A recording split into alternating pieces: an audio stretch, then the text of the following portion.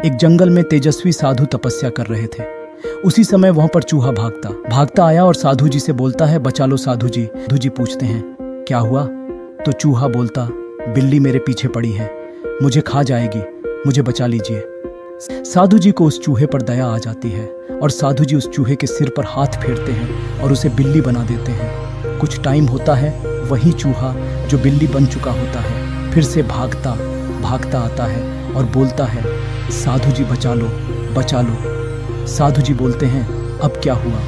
अब तो तू बिल्ली बन गया है, अब क्या परेशानी आ गई? बिल्ली बोलती है, साधु जी अब मेरे पीछे एक कुत्ता पड़ गया है, मुझे बचा लीजिए, नहीं तो वो मुझे मार डालेगा। तो साधु जी उसके सर पर हाथ फेरते हैं और उसे कुत्ता बना देते हैं। वो कुत्ता वहाँ से चला जाता है। कुछ टाइम बाद फिर वो कुत्ता भागते भागते आता है और साधु जी से बोलता है, अब मेरे पीछे शेर पड़ गया, मुझे बचा लीजिए। तो साधु को दया आ जाती है और उस कुत्ते को अब शेर बना देते हैं। और साधु जी बोलते हैं, अब तुझे कोई नहीं खा सकता, अब तू जंगल का राजा है, तुझे किसी से डरने की ज़रूरत नहीं है, तू ही जंगल पर राज करेगा।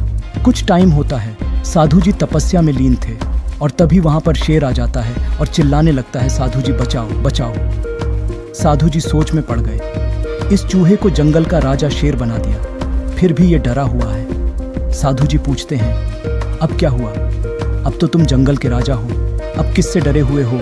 शेर बोलता है, साधु जी जंगल में शिकारी आ गए, वो मुझे पकड़ कर ले जाएंगे। इस बार साधु जी शेर के सर पर हाथ फेरते हैं और उसे फिर से चूहा बना देते हैं और कहते हैं कि मैं सिर्फ तेरे शरीर का बदल सकता हूँ, लेकिन तेरे अंदर बैठे चूहे के नज़रिए को नहीं बदल सकता। तुझे शेर तो बना दिया, लेकिन तेरा नज़रिया आज भी चूहे का था, इसलिए तू डरा डरा घूम रहा है, तू चूहा ही अच्छा है। इस स्टोरी से सीखना चाहिए कि किसी भी चीज़ से ज़्यादा महत्वपूर्ण होता है हमारा नज़रिया। इस स्टोरी से मैं बताना चाहता हूँ कि चूहे को शेर की खाल भी पहना दी जाए तो वो चूहा ही रहता है, शेर नहीं बन सकता जब तक उसका अंदर से उसका नज़रिया न बदल जाए। जैसे कि चूहे को शेर बनाने के बाद भी डरा हुआ था क्योंकि उसका नज़रिया चूहे का था।